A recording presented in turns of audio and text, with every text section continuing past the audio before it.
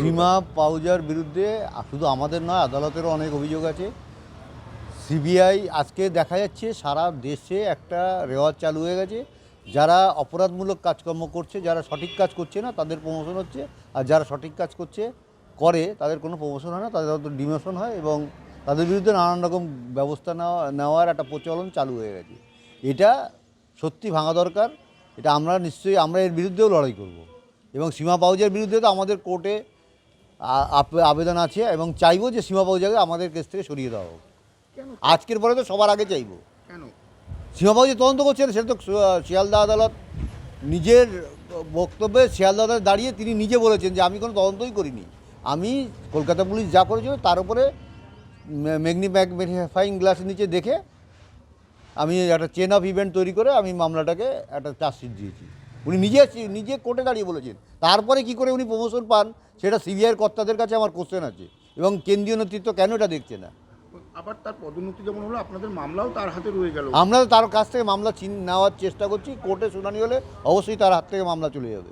তিনি আসছেন কোর্টে, এখন আসেন বা আসেন শুধু কোর্টে ওই পরিযায়ী পাখির মতন আসেন, কোর্টে যেদিন ওনার আসা একদম আবশ্যক সেদিনই আসেন, অন্যদিন কোন দিনই এখানে কলকাতায় থাকেন না। 27শে ডিসেম্বর 2024-এর পর থেকে উনি হাওয়া হয়ে গেছেন, তারপরে উনি প্রমোশন পাচ্ছেন।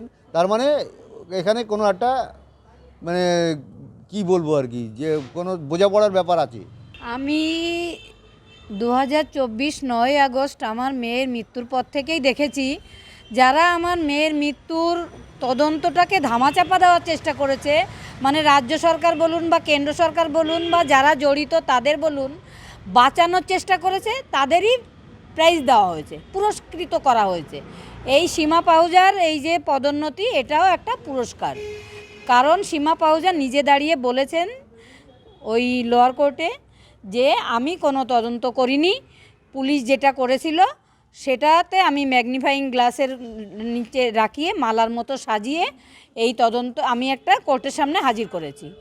এটা উনি নিজে বলেছেন, এবং জজ অনির্বাণ দাস বলেছেন যে সীমা পাহুজা এই কোর্ট কেসের আইও তিনি কোনো তদন্ত করেননি। আপনারা কি চান এই মতো যে উনি এই কেস থেকে সরে যান? আমি ওনাকে জেলে ঢোকাতে চাই। উনি ওই সীমা পাহুজাকে, ওনার পদোন্নতি, আমি ওনাকে জেলে ঢোকাতে চাই।